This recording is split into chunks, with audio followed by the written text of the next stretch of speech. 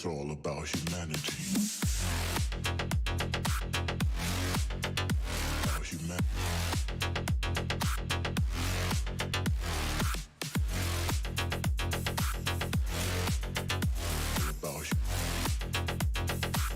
It's all about humanity. About humanity.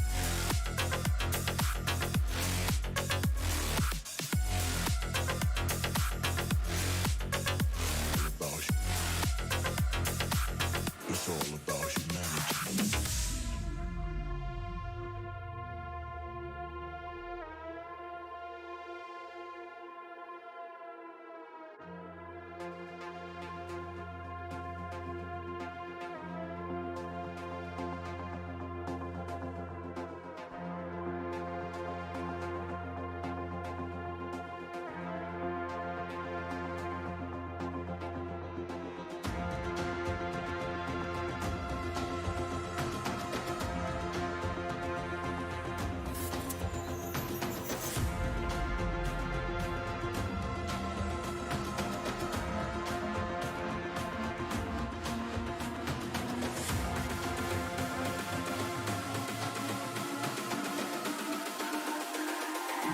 It's all about humanity.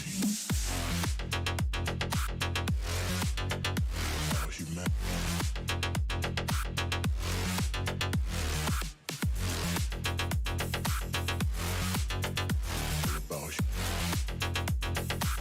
It's all about humanity. About humanity.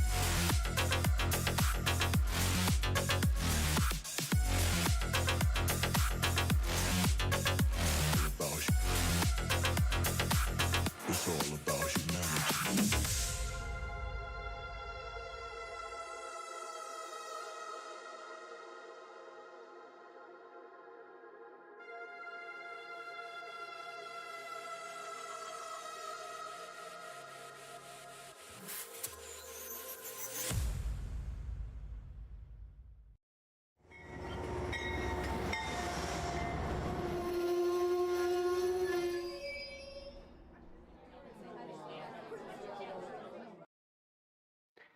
Hello, model citizens. Welcome to Humanity Junction. My name is Heath. Tonight on Trains and Tech, we're going to talk, I guess, it's not like a New Year's resolution show, but I guess we're going to kind of talk about what I've got coming up because, I don't know, what else do I have to talk about, right? I mean, it's kind of the way it is. I do want to just make sure I give a big shout out and a thanks to Ian, Lehigh River Subdivision, joining the model citizen group tonight. It's good to see people jumping in. I don't know. First stream of 2023. John from TSG Multimedia showing up before the show ends. You know, I don't know what's going on. Let's say hello to a couple people, see who's joining us this evening, see who's going to cause trouble, and also seeing who's going to hit the like button so we get the little guy and the lady to pop up in the corner. I need to find something better, don't I? I need to find, like, maybe a train or something should pop up. I don't know. I kind of like the, I don't know. It's kind of silly, goofy, but I don't know, maybe it should be a train that, like, shoots across the... I don't know. I need taller shoes to fix the framing, or I can just I could just lower the desk too.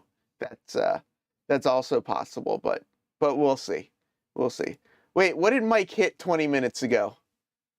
Who did Mike hit 20 minutes ago? Let's say hello to some people, see who's here. We got Anthony Dodge, the model train outsider. We got BNC Systems Shorelines here. Cameron from Caboose 121. Roy Hardwick, Container Man 68. David Atkins on his way out for dinner. Don Head is in the house. James from Dundas.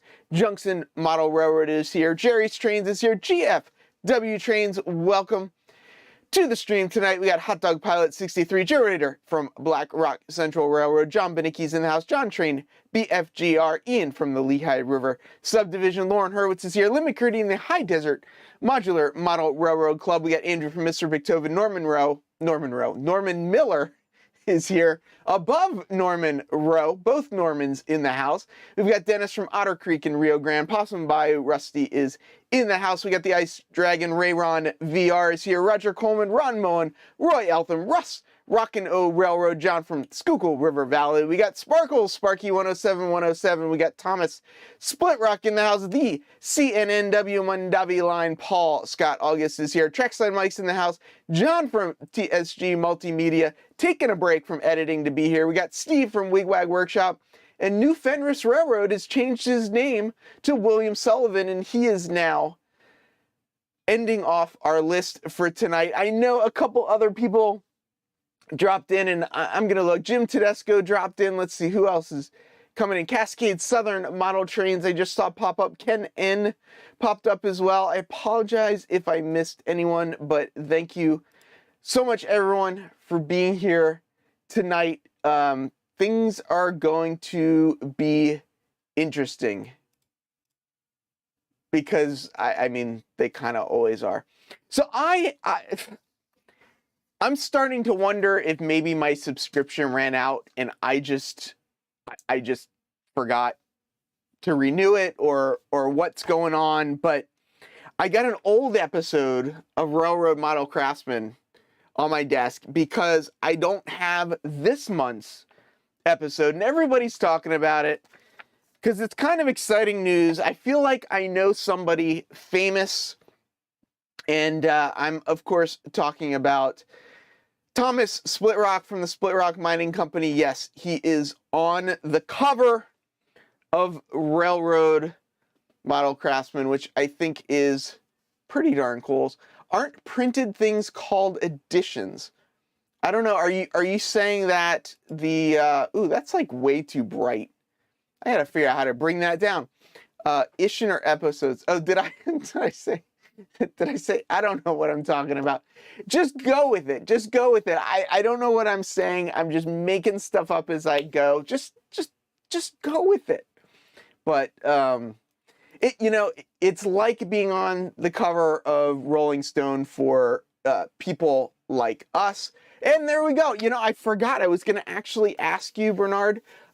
Thomas Gager from Split Rock Central is going to be on Mini Prints live stream tomorrow night at 7 p.m. So if you want to learn a little bit more about Mr. Gager, then head over there and check it out. The one other thing that I want to shout out, and he's not even here yet to hear it, but he'll find out about it, I'm sure. I think he may actually be flying at the moment, but we'll see. John Farrington, I call him RailServe John. A lot of people know him as John 2618, but he was interviewed on Around the Layout podcast, and I just realized something. Why don't I drop a couple links in the chat for people? This first link coming up right now is if you want to check out this month's episode of Railroad Model Craftsman that Thomas is in, and then let me grab this other link right here, and this is where you can find John Farrington on Around the Layout. If you don't know Around the Layout, it's a I want to say it's a newer podcast, but you can see he's got 20 issues. I know he's got 20 episodes. I know, but I'm going to call them issues because that's what's going on these days. He's got 20 episodes, but Ray Arnaud, boy, I feel bad that I don't know his how to pronounce his last name, but anyway, check out his podcast. He's got some really great interviews out there, and something good to check out. Mr. Victovid.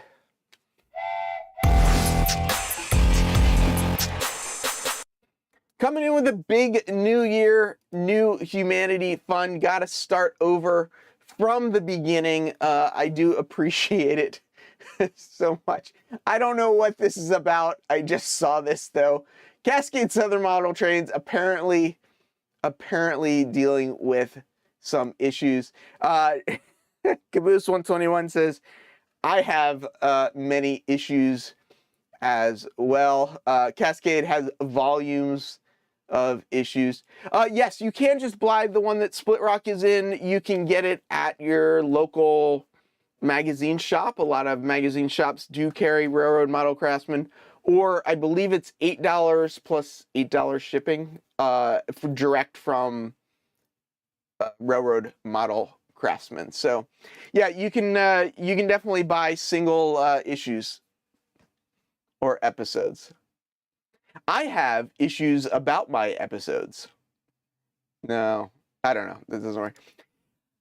I went to order a couple back issues, and it seems like no matter how many back issues you order, it was $8. So I looked at 3, and then I cut it down to 2, and then yeah. So if you can find a phone booth, go inside the magazine shop that is next to the phone booth. But yeah, Thomas says he wants a Riverside Transfer shirt. Everyone knows where you can get those, don't they? If you don't know by now, I think he's just doing it just to hype me up, which I do appreciate. But I do have a website. You can go check it out. It's got a bunch of nonsense on it. One of the things on it is the merchandise, and here's the Riverside Transfer men's hoodie, the mug. Here's the sweatshirt, and somewhere there it is. There's a T-shirt. Comes in a bunch of different colors. You can get a little bear with the Human City Junction logo on it. I mean, what better is there? Thomas Grassi says, I have issues with OBS. All of my Wise cameras not displaying any longer. They all got a new IP address after my Wi-Fi upgraded all my Wi-Fi equipment. What I do, or what I did, and we can maybe get a little more into this at some point, is that I've got a bunch of Wi-Fi cameras that I'll show later. I went into the router and reserved all the IP addresses. So by MAC address, you just reserve the IP, and you can reset your router 100 times and it'll still come back hunky-dory.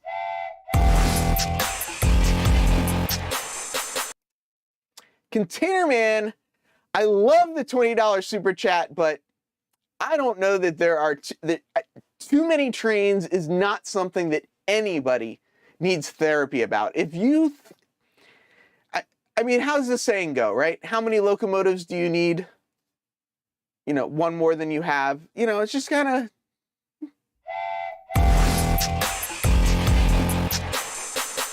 Trackside Mike, thank you so much for the 14 Canadian dollar super chat. Great stream every Tuesday night. We enjoy the show. Heath, smoke or no smoke, he says.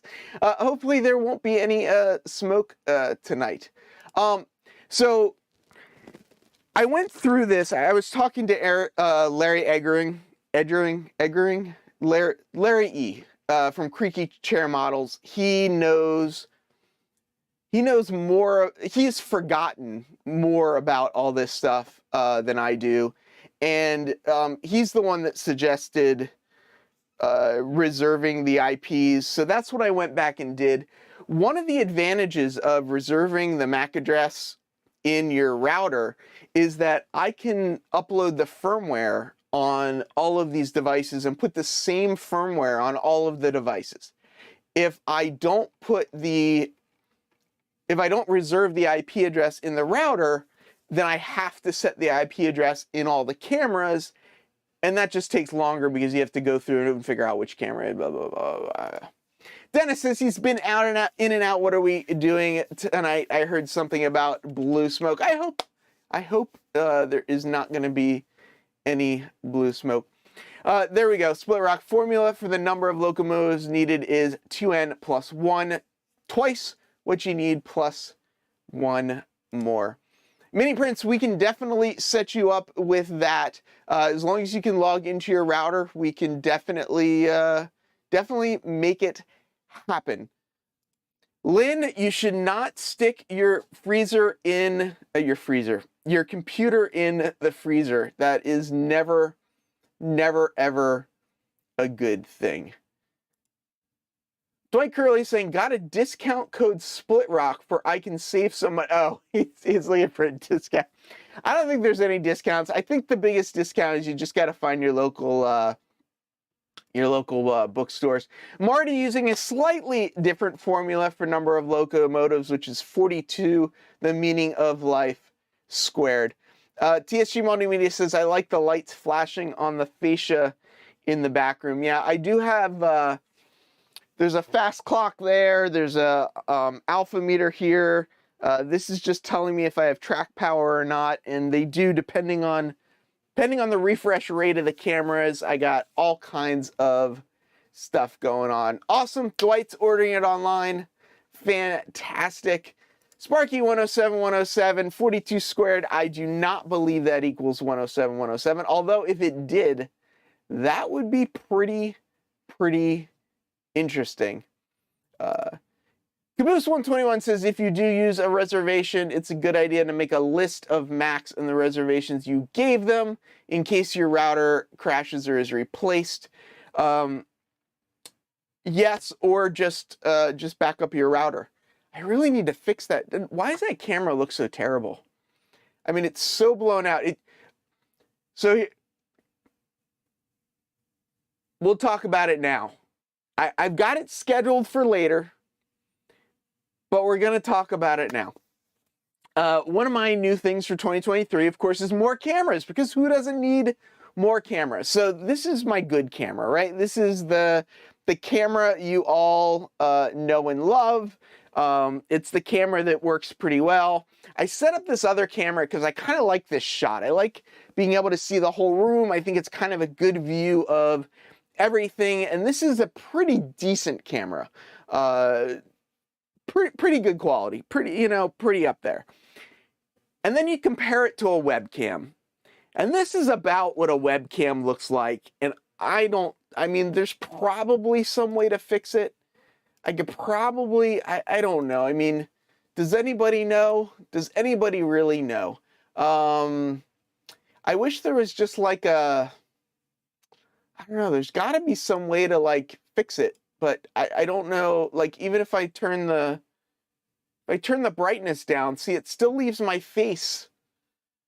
It's just, I think that camera might be going away. That is probably the answer. Thomas is asking what kind of webcam it is. It's like a $10 webcam or something like that. So I don't know. What do you expect? What do you expect? Yeah, I know, but it shouldn't be blown out. Why? What? It should have enough of an iris to. All right, that was funny. That was good. I like that one. I do look a little bit like a vampire. Yeah, it's. All right, so can you define a good camera? So this is a Canon 50D Mark II. With the kit lens on it. So that's that camera. This is a GoPro Hero 5. So it's okay, not great. This is a $10 webcam. My overdesk camera is a Panasonic HC V180. So that's up there. That camera up there and this camera up here are both Nexigo webcams that are a little bit more than my cheap $10 webcam, but you can still see it's like it's still having issues with the whole scene, because of course it is. So like I just need to like hide behind myself. What else do we have? We've got the microscope camera. You guys all remember we were playing with the microscope so we can, check out tiny things. What else do we have? Oh, we've got these cameras. So let's go here. So I've got these two cameras as well. These are iPads that are connected via, oh, that's cool. You just got a prime lens. Yeah, if you can get a 16mm prime lens, that'd be interesting. Put some neutral density on it. Ah, turned off night vision mode. I wonder I wonder if there is a thing. Yeah, I mean, I keep like everyone's like, oh, like, you know, webcams are so good, and I keep trying it. I keep thinking like, oh, like just get a web. I should just stop. I should just stop. We do have some cameras over here. These are cheap. This camera, and then it's going to switch to another cam. So these two are webcams, but they do okay because nothing's really happening or really moving. And then the main camera, which is this camera, is a GoPro 9. The O scale is up top. You can see it in this one. Oh, nope, you can't see it in that one. What did I do? What happened? Oh, apparently that camera got knocked down and you can't see it anymore. It's still up there. It's still up there. But here's the iPads. You know what? Let's do this. Hold on. Why don't we fix some of this lighting as well? This should hopefully even out a little bit of the lighting. But we've got these two iPads. These are both connected via NDI. So this camera is probably, it still looks terrible. Still a webcam, still looks terrible. But that webcam looks decent. You know, these webcams are kind of terrible also. But, so we were talking about Wi-Fi cameras. Can you put up all the cameras? I don't have all the cameras set up, but we were talking about Wi-Fi cameras. One of the reasons I was talking to Larry is we were talking about ESP32 cameras. If you guys don't remember, back in, I think it was November of 2020. No, November of 2021. I did a 4-hour stream, 4.5-hour stream, trying to set up ESP32 cameras. Have I lost everybody yet? Is everyone confused at this point? So this is here my my ESP32 cameras, and you can see the train running through the scene. The frame rate is pretty low. Yeah, that was a pretty rough stream. Frame rate's pretty low, but if you look in the bottom right corner, you see the train pulling out of Manhattanville. Then you look up above it, you can see it going through the yard in Human City Junction. Then move one to your left, the top center, and you can see the train continuing on through the yard in the other direction. And then in a second, you will see it coming into view on the looking south towards on Hudson camera. It's coming. There's a big gap between these two cameras right now. It's just kind of how it is, but there you go. There's that camera coming through, and then in a second you'll see it go into the looking north towards Sleepy Hollow and Croton Harmon. The ops plan is in the middle of all the cameras, so you can get a sense when you're looking at the Sleepy Hollow Croton Harmon camera. You can look right above it and see what you're looking at. You know, when you're looking at the yards up there on the top, you can get a sense of what you're looking at. So yeah, I have a lot of cameras. I keep trying out different webcams because, you know, I keep basically, you know, hitting my hand with a hammer, thinking I'm going to get a different result. And every time I hit my hand with a hammer, I still, I still just, you know, I get the same results. So I keep trying webcams.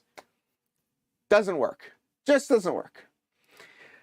Speaking about Ray, we were talking about around the layout a little bit earlier with John Farrington. This is Ray right here. So you can go check out his channel. And he is saying, Heath gave me great advice on updating the video in the ATLP studio. Looking forward to getting it set up.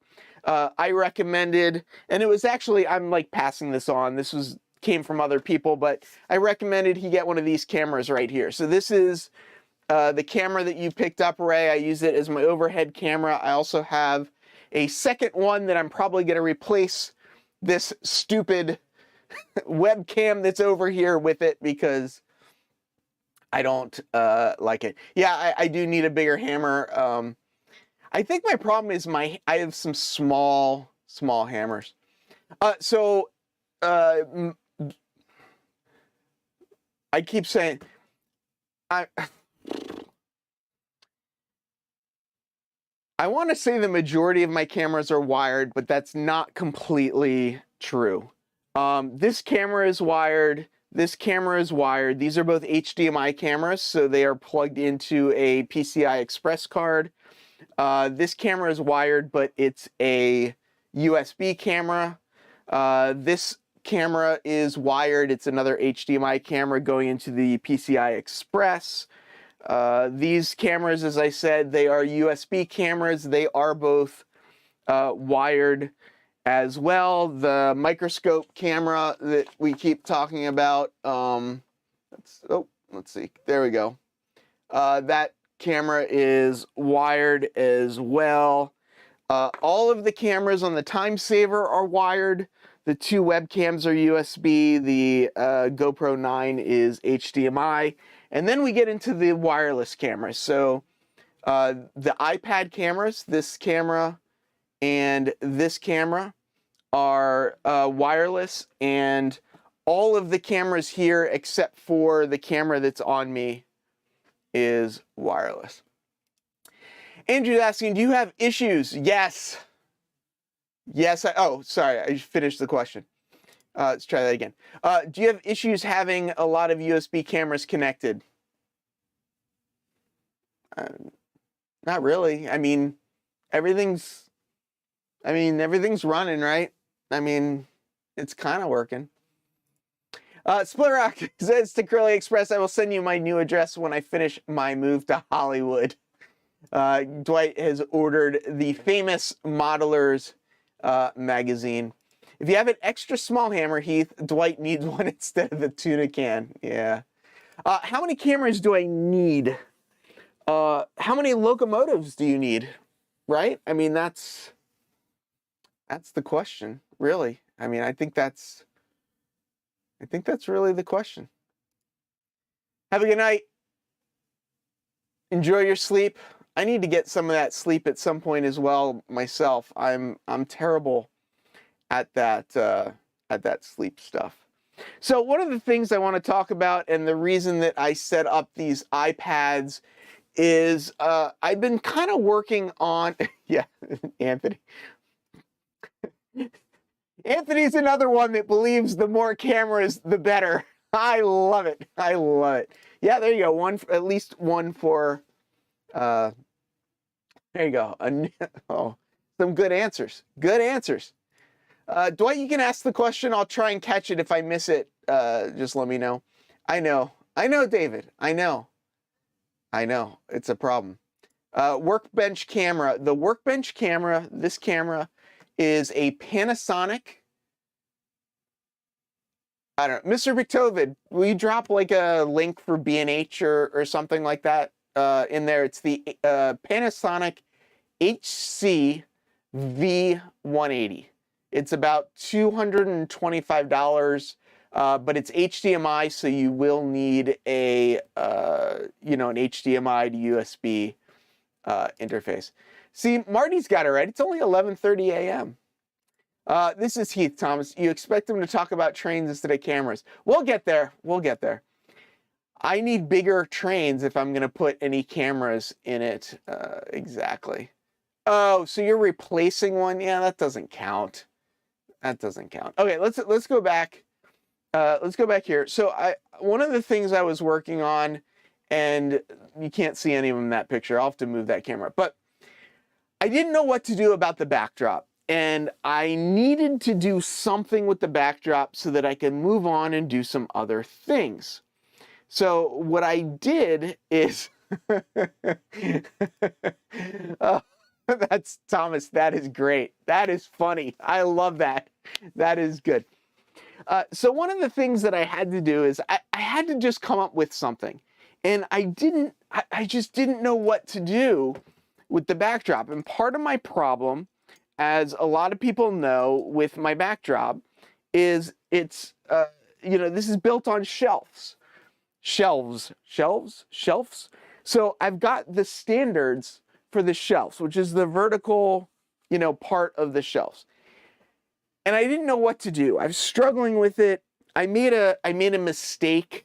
I put the tracks, I wanted to keep the shelves really narrow, so the tracks on the shelves are too close to the shelf standards to move the background up to in front of the standards. Eventually, I just kind of gave up and I said, you know what? Let's just do something. It's more important to just do something on the background and then move myself forward, right? So that's the goal. Let's just move forward. So I used, and I think I got this from Jimmy at the DIY. It's paper, right? I think we've talked about this before, but it's just paper with clouds printed on it, and it was $20. Got it on Amazon, $20. Cut it up and put it up along the backdrop. Now, yeah, okay, the covers that I put over the standards, I did do this, though. They are removable. And the reason I made them removable is because to run wires, I can use them then as a chase. So if I want to get some wires up to the top of the layout, I can just remove that, run the wires up, and cover it back up. Also, with these background flats, I could probably put a background flat or something on this to make it go away a little bit more. But I also figure once I get the layout going, nobody's going to really be looking at the background anyway. I hope no one's going to be looking at the background anyway. The other thing that I figured out while I was doing all this is I didn't really want to see the cameras, right? So the cameras are, these ESP32 cameras are they're kind of everywhere on the layout, right? I mean, that's just kind of the way it goes when you got to put them somewhere. So what I decided was if I wrapped the paper, yeah, it looks just fine.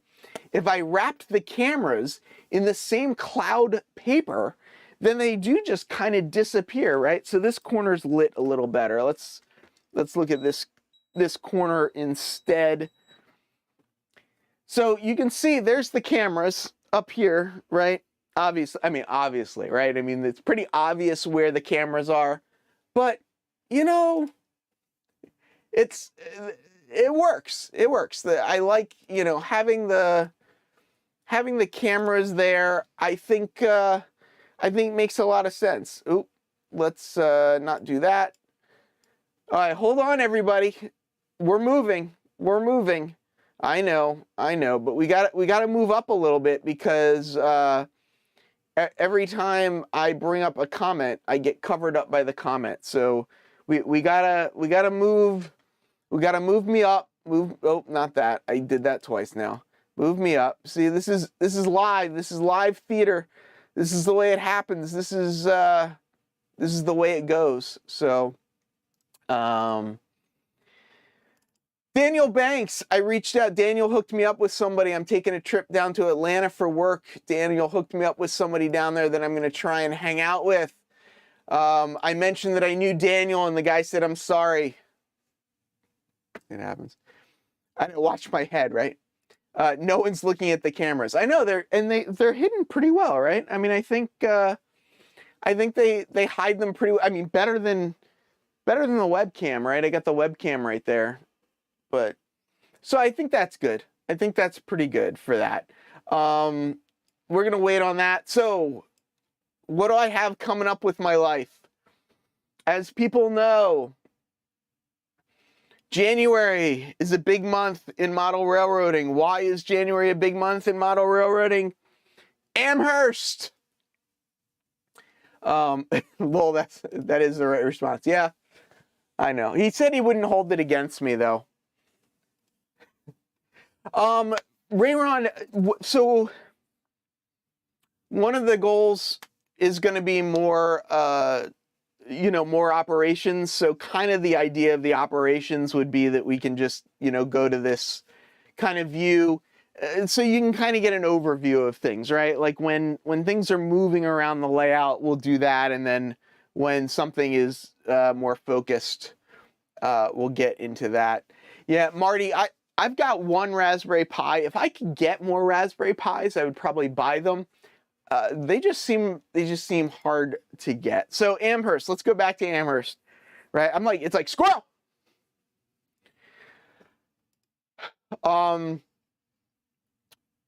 Amherst is coming up. I'm live streaming at 1080p here. I thought Facebook limited live streams. So this comment from Mr. Biktovid is actually on Facebook right now. I am streaming to Facebook. I believe he's the only person over on Facebook right now. I don't know. I just kind of sort of set Facebook up just to sort of see what would happen. I don't know what's going on. Yeah, Daniel, I mean they're very expensive now if you can find them. But anyway, Amherst. Amherst is a train in Springfield, West Springfield, Massachusetts. It's happening at the end of the month, January 28th and 29th.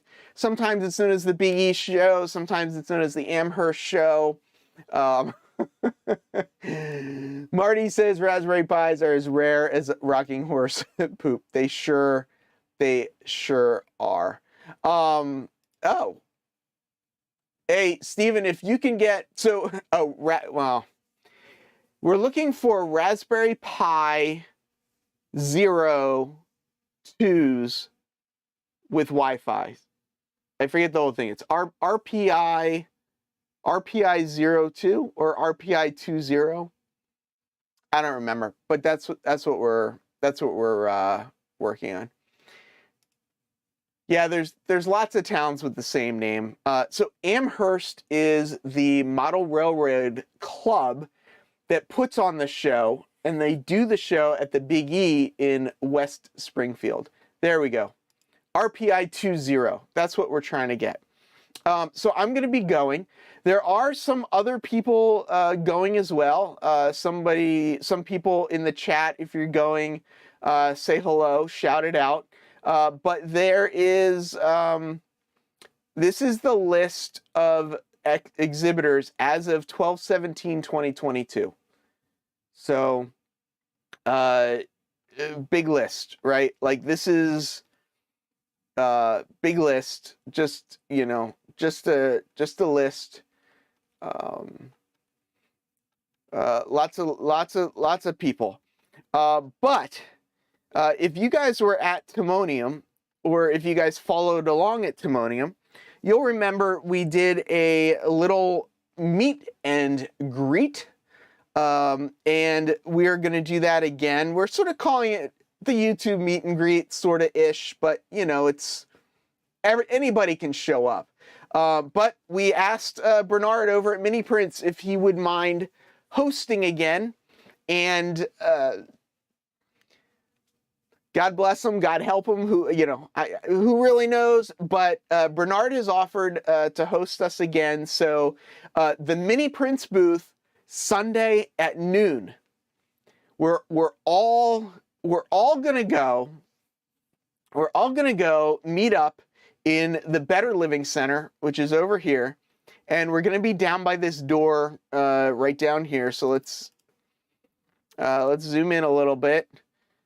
So right here, Mini Prints booth. So we'll meet right by this door, right next to Exact Rail, right near Intermountain Railway, near the Bachman area. So Sunday, John, you can go. You just got to go to Amherst. Ooh, Mega Multi Mo is going as well. I saw Marty says he is going. Ray, are you coming up for that? But yeah, I mean, it is just, Marty's coming with an empty suitcase. So if you live in Australia and you want anything from Amherst, you may be able to buy some, you might be able to buy some space in Artie's, Artie's. I was thinking of Artie because Artie keeps trying to go, but, Yep, people can get scanned. I don't know if he's got any spots left, but go over to the mini print site and see if there are any sign-up spots left available. But Sunday at noon, go over there. We'll take over the mini prints booth and we'll see what happens. So Thomas, I will probably do a stream both days, at least a little bit each day. What I did last year is I tried to hit like vendors one day and then tried to do like layouts the next day. But I'll see what I can do as long as I can get my camera going. I suspect it's going to be a lot more crowded this year than it was last year. So we'll have to see. We'll have to see how it goes.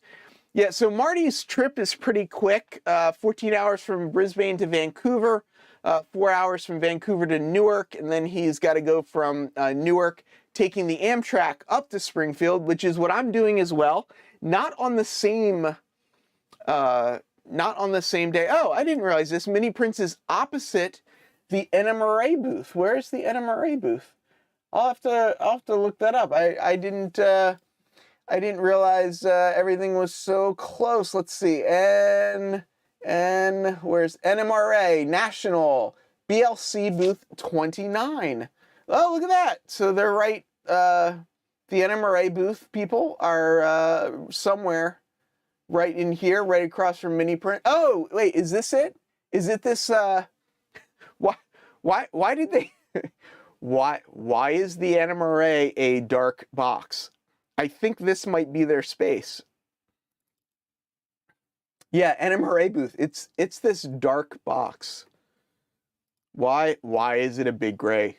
Marty, why is it a big gray box? Michelle's also going to be at the booth. And Michelle, when is your Women in Model Railroading thing? I think that's on Sunday as well. And apparently she's going to have some cookies as well. So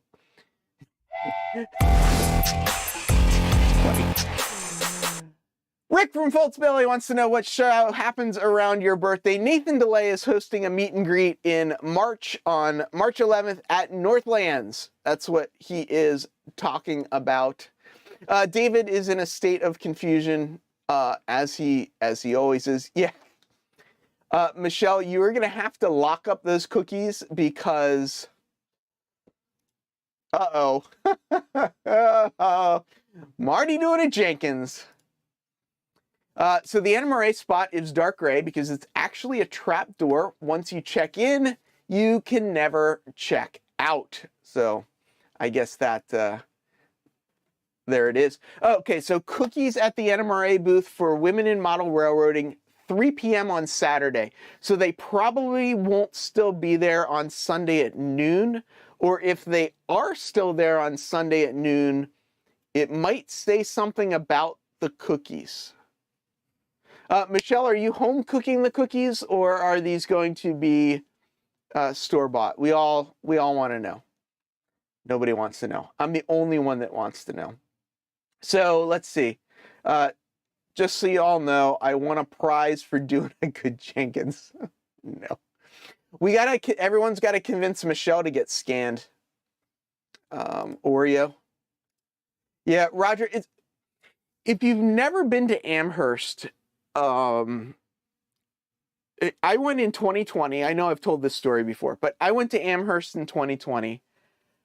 I drove up with the father-in-law, and we thought, oh, we'll just spend like a couple hours there. So we drove up from the city. It was a 2.5-hour drive. The line to get into the Big E was insane. I mean, we got off the highway and we were in traffic for like the 1 mile from the highway to the show. It was just incredible. But like, I didn't realize yet what I was about to walk into. We walked into the show and it was crazy. It was just crazy, like stuff everywhere. But at a certain point, I was kind of like, wow, like I really thought there would have been more layouts here. Like, why aren't there more layouts at the show? Like, what's what's going on. And let's go back to here. So if you look at the building locations, sorry, I made it a little too small. So if you look at the building locations, the Better Living Center is where a lot of stuff is. That's where we started. So we went in the Better Living Center, then we went to the Stroh building, then we went to the Young building, and then we were in the front of the Mallory complex, and we were exhausted by then. I mean, it was maybe 4 hours in, and we were exhausted. But I was wondering where the layouts were. And I needed to use the bathroom at this point, so I started walking down this little tiny hallway. I started walking down this little tiny hallway because this hallway connects, the one area to the other area. I didn't realize, I thought the Mallory building was just this little area. I thought the Mallory building was just this. So I thought we had seen everything. I walked through here and I couldn't believe how much more there was to see at this show. And this is where a lot of the layouts are. There are a lot of layouts in the Mallard complex. Here you can see, I mean, just look at all these are layouts. I mean, here's a Fremo layout. Let's see, here's an N-track layout. This is a G-scale layout back here. I think this is another G-scale layout. Reading Technical Society HO scale layout. Just like layout after layout after layout. It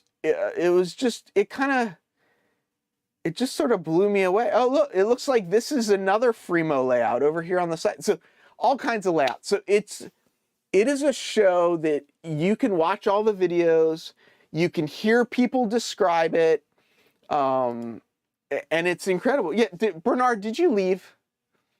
Bernard says, I'm back. Bernard, we completely talked about you for like 5 minutes, non-stop, and you weren't even here.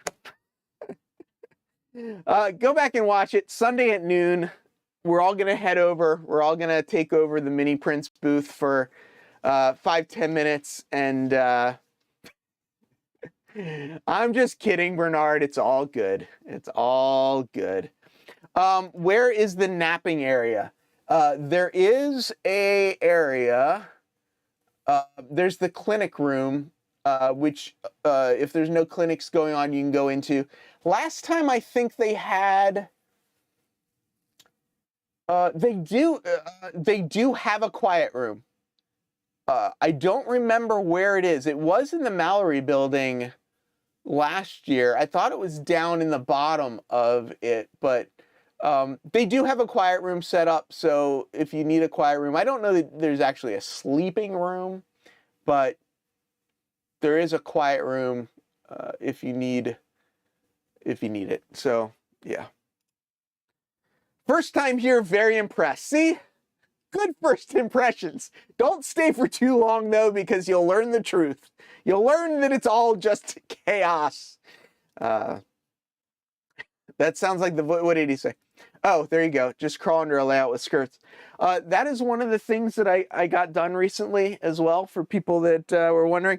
I added some more drapery along the bottom. Just kind of helps clean things up, makes it look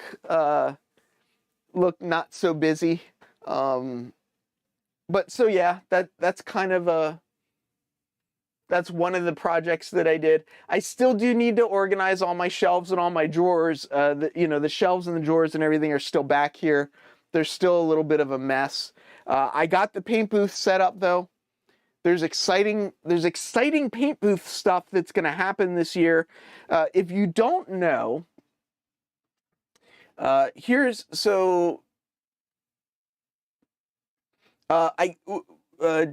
Joey, Roy, a couple people over on the Discord, we went through some design ideas and we came up with this design. Joey actually worked on the final design and provided it to me. These are some stickers that I made up. So if people want stickers, you can email me. So this is Riverside Transfer, and one of my one of my crazy ideas was to create some Riverside transfer rolling stock. So Bill over at PDC in Canada came highly recommended from mini prints from John Farrington, John 2618, who is on the Around the Layout podcast. And they all suggested him. This is my N scale decals, and you can kind of make them out in the right light. They're white, so it's going to be, you know, green background with the white decals, and this decal sheet is specifically for these locomotives right here. So this is a Atlas S2 that I am going to strip down and repaint it green. I got the Atlas ones because the Atlas ones have ESU decoders, and I want to be able to use the Riverside transfer locomotives with the proto throttle and do some, you know, use these as my main switchers for, you know, the Riverside transfer area. Dwight, if you want a sticker, just, you know, hit me up anywhere. I don't have stickers on my homepage. Unfortunately, I don't really know how to. My merchandise store has some stickers on it. They have some different, anyway. Yeah. Decals or decals, both. The color is not going to be angel green. I'm still figuring out what the color is. There are two options right now that I think I'm going with. XF70, which is dark green from Tamiya, is one option. It's pretty darn close. And then I've got this other option, and that is mixing flat green and flat blue. So this color green is a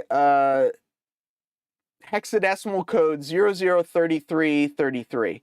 So that's no red, and then an even mix of blue and green. So Joey took this, mixed it up, and did a little sample of it, and it looked really good. He thinks it might be a little light though, but you can add a little black to it, and that'll be good. Or this might be. So one of the reasons for setting up the paint booth is I need to do some final tests to pick what the Riverside transfer green is going to be, and we're going to go with that. Cameron from Caboose 121 did already paint one up. He used angel green. It's a little light. The green is pretty dark, but I think that it matches the. So here's the dark green. I don't know how well this is coming out. It's probably not coming out very well, but it matches the Riverside transfer sticker pretty well. The angel green, which is down here, doesn't match quite as well. The other option was Scale 75's Black Forest green, but I did think I wanted to go with the Tamiya. So I'm going to try this dark green. I'm going to try this mix, and we're going to do that. Spoons. Yeah, I've got a couple spoons here to do some color tests. So we'll do color tests on spoons. I have a real quick spoon story. I think it's kind of funny. I may have told it already, but I don't know. So that's it, John. If this mix isn't significantly better than this, I'm going to go with this just because it's very then repeatable. A 50-50 mix is pretty easy to do. Once you get into mixing black and all that kind of stuff, it's a little bit harder. So yeah, we're going to do that. So real quick spoons story. Girlfriend drops into the studio for a little bit. She's got some food. She's hungry, and she says, "Do you have a spoon?"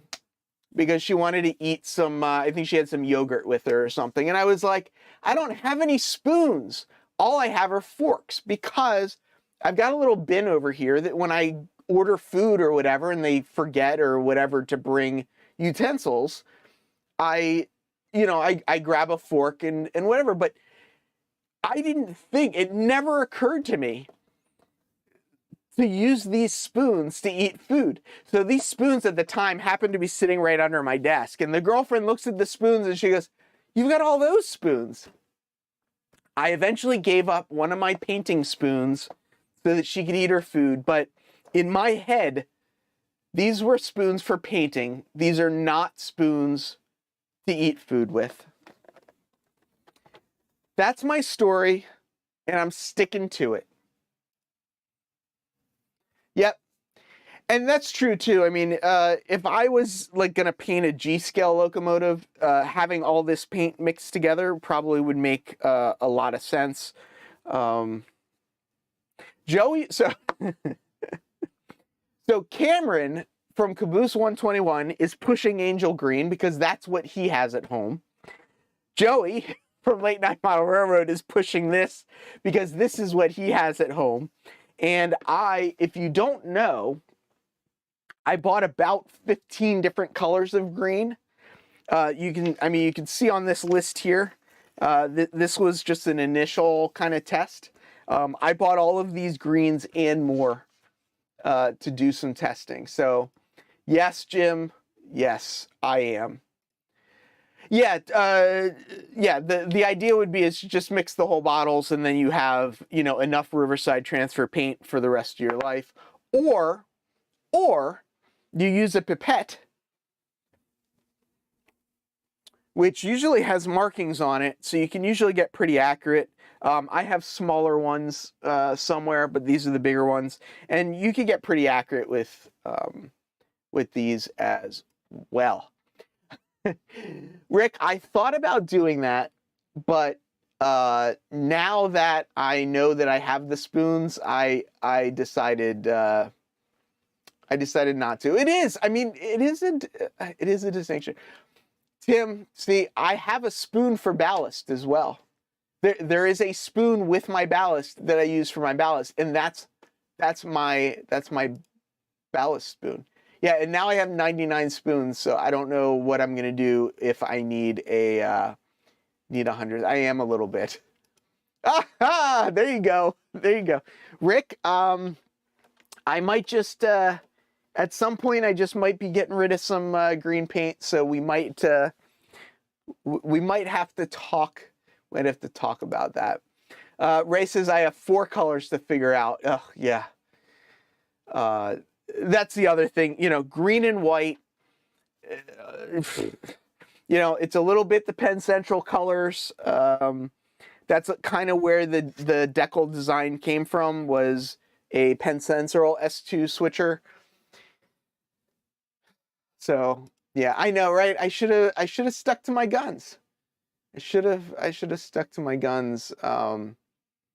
There. I tried some Vallejo. I tried the Vallejo flat green was one of the ones I tried. I couldn't find any Vallejo that were close enough to what I wanted. James. Yeah. See? People understand. I got a thing of toothpicks here, right? These are not, this is not what, if you have food in your teeth because you just ate something, you don't grab a toothpick. You grab the dental picks. Toothpicks are for modeling. Dental picks are for getting stuff out of your teeth. I know, it's kind of like funny. Like I don't even know. I don't even know. But this community is fantastic. I wouldn't be where I am without everybody in the community. I got a couple more things that I'll talk about in a second, but I do just want to take a moment, thank the people in the community that are supporting this channel, either as individuals or as companies. 50-second video. I'll be right back. It's all about humanity. About humanity.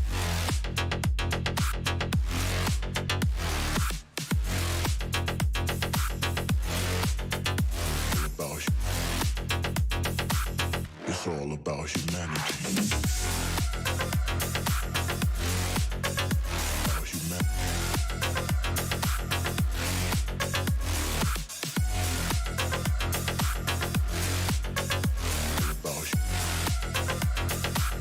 It's all about humanity.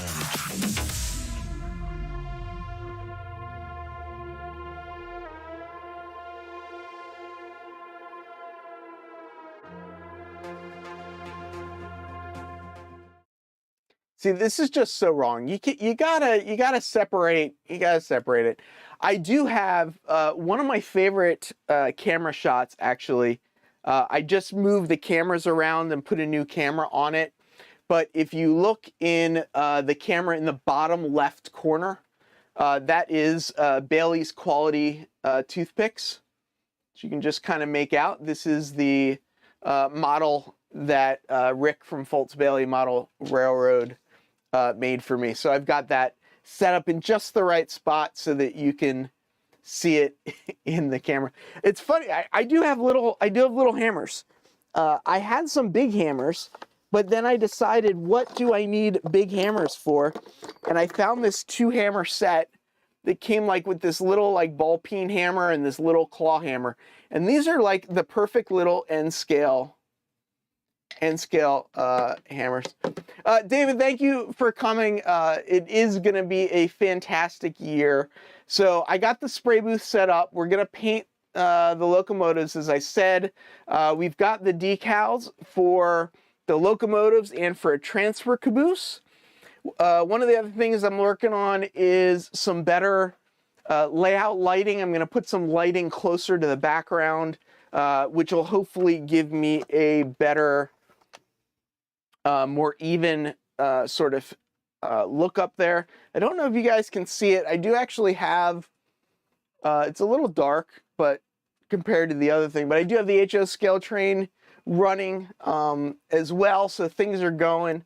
We already talked more cameras. The next operating session, so Sunday at 8 p.m. on Sidetrack Sunday, I am hosting this week. My thought is I might do an op session. I did one. It was a complete disaster. Nothing worked right.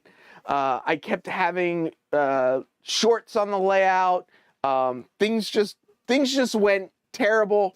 I fixed a couple things up, and actually, if we go here, let me actually just to not make people too sick. Let's do this.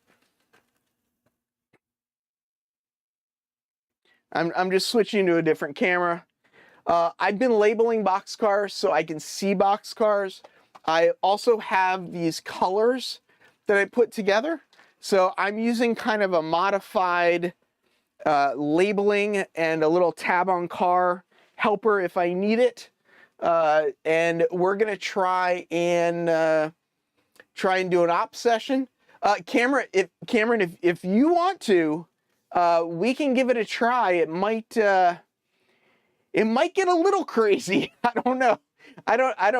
That might be a lot. But yeah. So I'm gonna be on Sidetrack Sunday, and one of the things I do have on my list for 2023 is I want to make the time saver easier to access. I mean, right now it is all accessible remotely, but you have to bring up all the elements separately.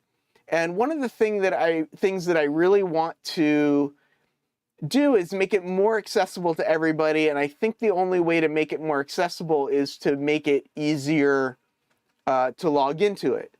So we've still got all the cameras set up on it, but I need to just dive into getting it set up a little better, and seeing where we can go from there.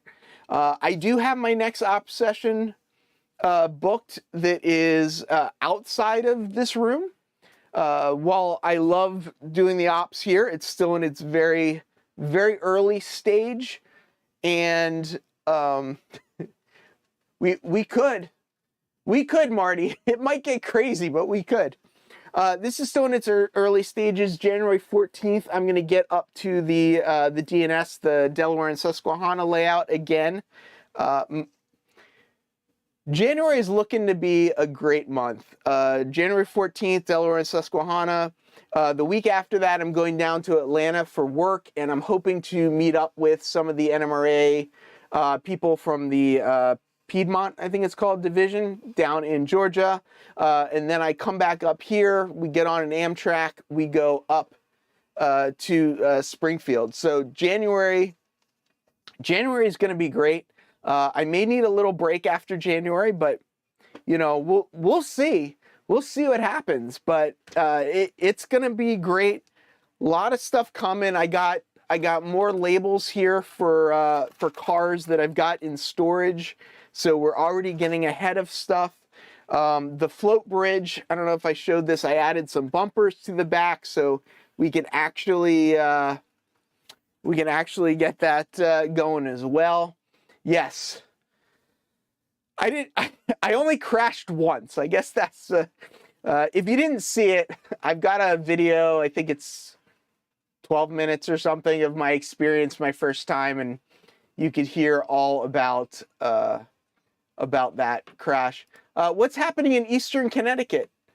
I do know, so the Northeast Regional Convention is being put on by my NMRA division in October, Columbus Day weekend. So if you're in the area, you can come out for Columbus Day weekend.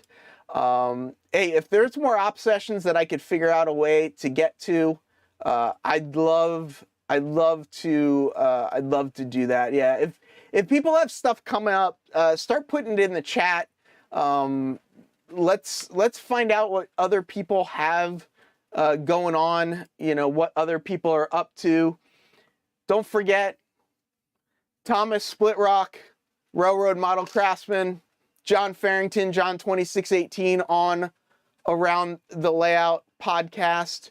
Lots of great podcasts out there, lots of great YouTubers out there, lots of great people out there. I'm going to jump on my Discord, hang out for a little bit, chat to some people. So if you want to hang out, feel free to jump over to the Discord. And from the city that never sleeps, farewell, model citizens.